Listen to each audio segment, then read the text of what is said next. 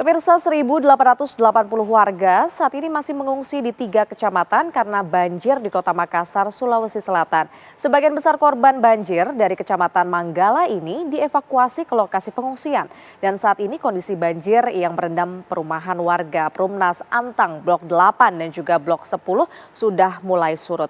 Dan berikut adalah laporan dari reporter kami, ada Syamsul Ma'arif dan juga juru kamera Ihsan Muhsin dari lokasi banjir di Makassar, Sulawesi Selatan dalam catatan siang hari ini. Ya, saat ini kondisi banjir di Makassar, Sulawesi Selatan sudah mulai surut. Salah satu lokasi yang terdampak paling parah banjir yang terjadi kali ini adalah di Kecamatan Manggala, Makassar. Air sudah surut signifikan dan kita berharap agar banjir segera bisa surut sepenuhnya sehingga warga bisa kembali ke rumah mereka masing-masing. Nah, untuk mengetahui seperti apa kondisi setelah banjir ini sudah surut, saat ini bersama dengan kami Ibu Fatia selaku RT setempat. Ibu ini banjir sudah mulai surut ya Bu ya di beberapa titik, meskipun di belakang kita ini masih ada genangan. Nah, Ibu, warga-warga yang terdampak ini apakah masih banyak yang mengungsi atau gimana Bu?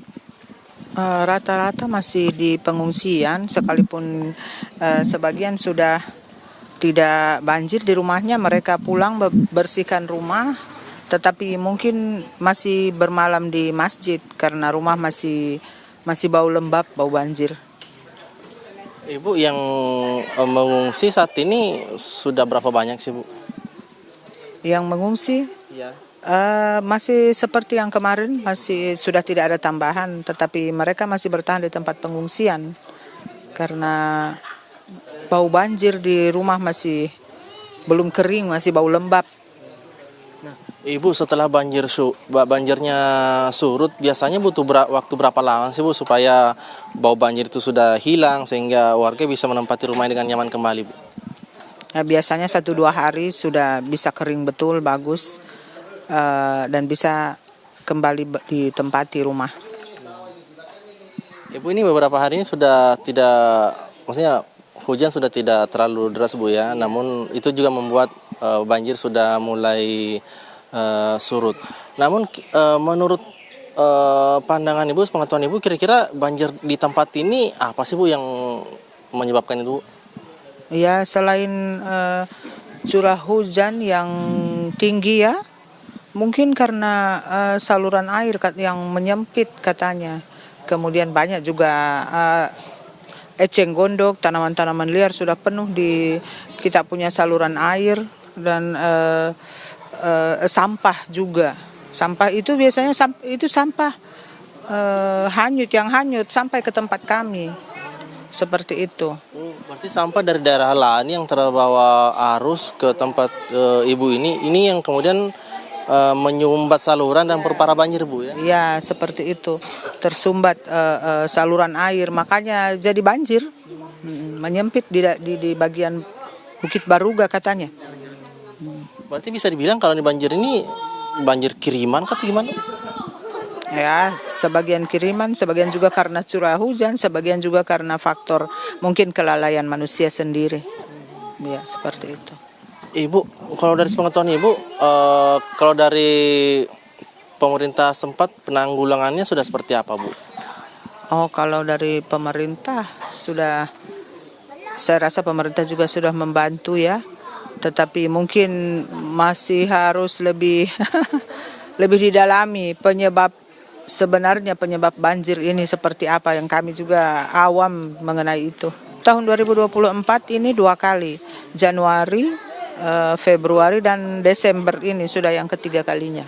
Terima kasih Ibu Fatia atas informasinya, dan itu tadi seperti apa harapan dari warga korban banjir kepada pemerintah agar bencana serupa, banjir serupa, bahkan yang lebih parah tidak kembali terjadi di lokasi ini, karena memang seperti yang disampaikan Ibu Fatia tadi bahwa banjir di sini sudah terjadi hampir 20 tahun dan kondisinya seperti yang pemirsa TV One lihat di layar kaca. Baik, itu laporan kami dari Makassar, Sulawesi Selatan. Syamsul Ma'arif, Ihsan Muhsin, TV One mengabarkan.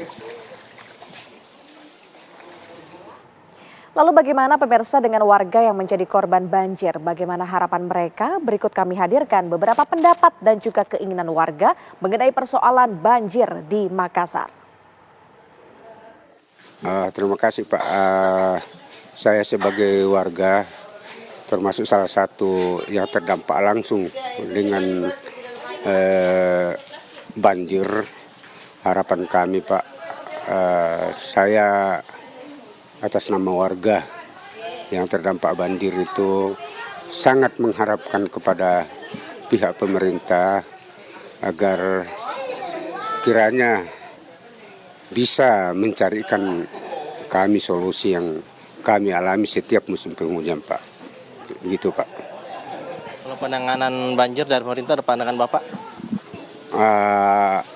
Nah itulah yang kami tunggu-tunggu sampai sekarang Pak. Ya kami belum mendapat kepastian, artinya tanggapan serius dari pemerintah bahwa langkah-langkah apa yang akan diambil untuk yang sangat kami harapkan Pak.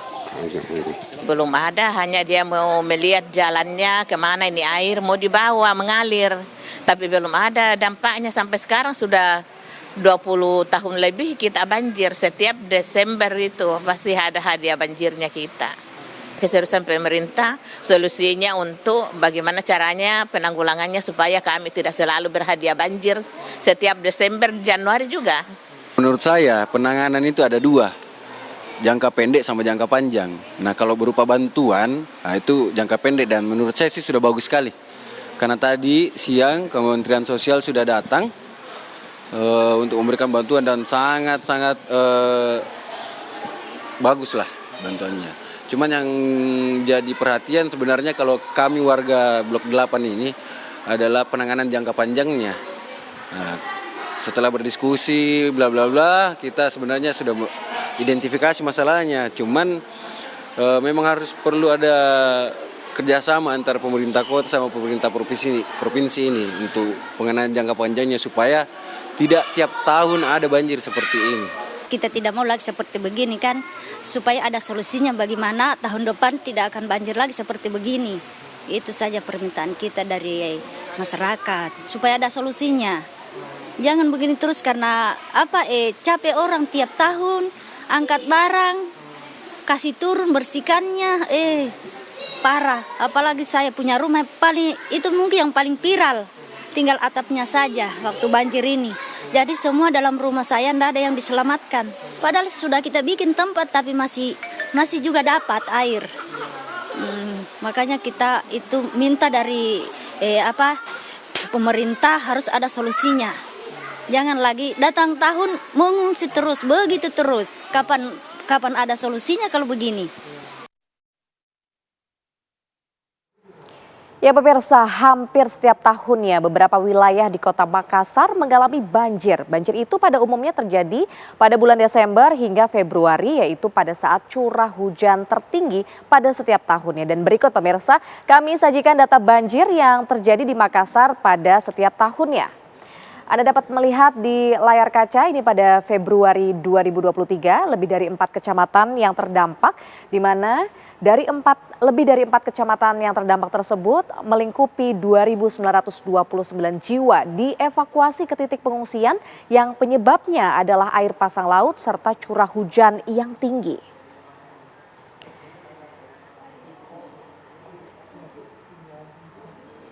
Ya, kemudian pada November hingga Desember tahun 2022 ada 3 kecamatan yang terdampak. Ini lebih dari 2.646 rumah warga juga terendam dan 6.644 jiwa terdampak akibat banjir ini.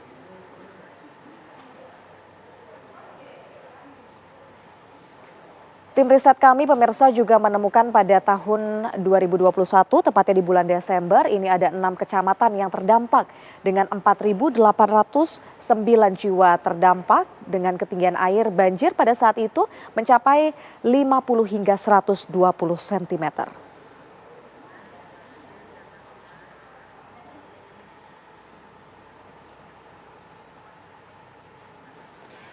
Ya, sementara itu pemirsa mengenai wilayah Sebaran banjir itu sendiri, Anda dapat melihat pemirsa, banjir di Kota Makassar ini meliputi 3 kecamatan masih terdampak, yakni di Kecamatan Manggala, Biringkanaya dan juga Tamalan Rea.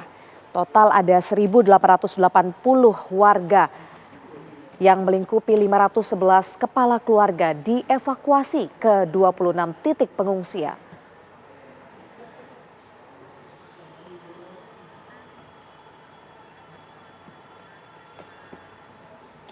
Ya pemirsa, Makassar, Sulawesi Selatan setiap tahun selalu dilanda banjir. Bahkan hingga puluhan tahun masalah banjir tidak kunjung selesai. Lantas apa yang sudah dilakukan oleh pemerintah setempat untuk menyelesaikan permasalahan ini?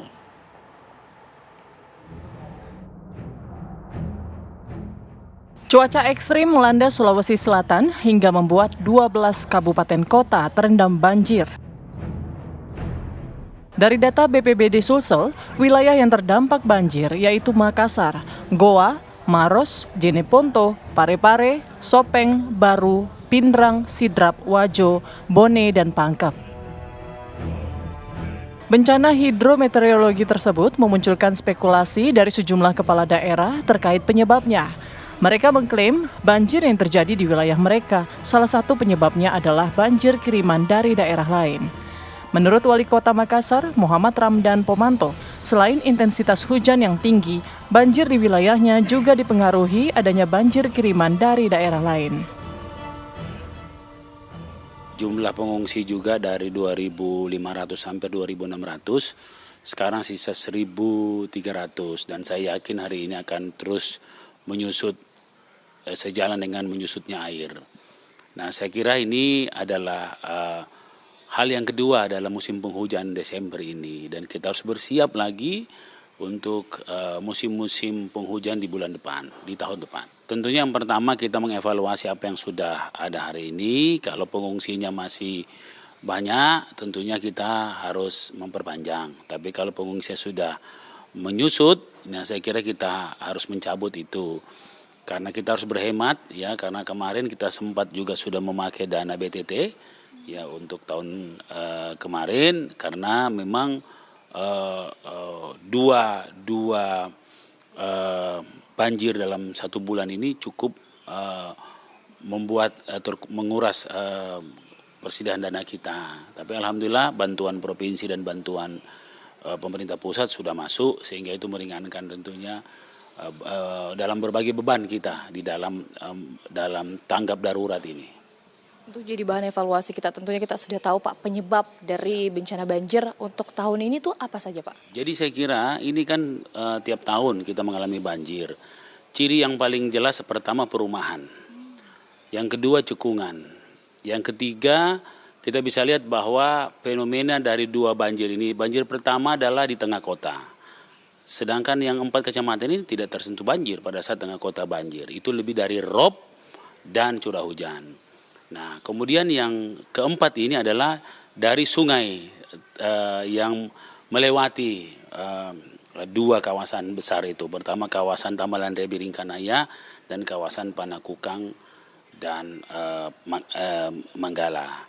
Nah, yang kedua adalah tentunya cekungan. Yang ketiga pertumbuhan perumahan yang dimana air yang tadinya terbuang ke Sungai Talo itu terhambat. Saya akan terangkan besok di refleksi akhir tahun, saya sudah ambil drone supaya teman-teman media bisa melihat apa sih yang terjadi sebenarnya di sana. Sehingga ini akan terlihat bahwa harus ada koordinasi dengan berbagai otorisasi. Otorisasi pusat, otorisasi provinsi dan otorisasi kota. Dan juga masyarakat, terutama para developer. Terakhir Pak, bahwa ternyata air dari Makassar ini banjirnya adalah air kiriman dari kabupaten-kabupaten sebelah kita. Itu memang seperti itu atau bagaimana tanggapannya? Ya, jadi memang aliran air bukan hanya saja, tapi ini kan dari hulu hilir. Air itu kan pasti mengalir dari hulu ke hilir. Hilirnya di Makassar. Di situ ada sungai Jenek Berang, ada Jenek Lata, ada sungai Talo, di situ ada sungai-sungai seperti Birinjekne ya, yang di Pacarakang itu memberi kontribusi cukup besar terhadap ketinggian air di sana. Dan saya kira ini juga berasal dari hulu, bukan hanya misalnya tetangga kita Maros, juga dari Bone, dari kawasan-kawasan hulu semua. Jadi saya kira tidak perlu kita saling menyalahkan, Yang penting adalah koordinasi antara aliran sungai yang notabene adalah otorisasi pusat, kemudian bagaimana penanganan kawasan sedimen yang juga merupakan otorisasi provinsi, dan juga bagaimana kita memperbaiki aliran sungai di dalam kota kita, yang dimana walaupun itu otorisasinya tetap pusat, tapi kota sudah pernah melaksanakan pengurukan sungai itu, Sungai Berinjenet dan sungai yang ada di anak Sungai Jenet Lata. Hanya salah satu penyebab, tapi penyebab yang paling mendasar karena memang rendahnya kawasan itu yang diberi izin perumahan, dan ada perumahan-perumahan baru yang menutup aliran air keluar. Lantas, apa solusi agar banjir ini tak kembali terulang? Dari Makassar, Sulawesi Selatan, Firda Jumardi, Ihsan TV One mengabarkan.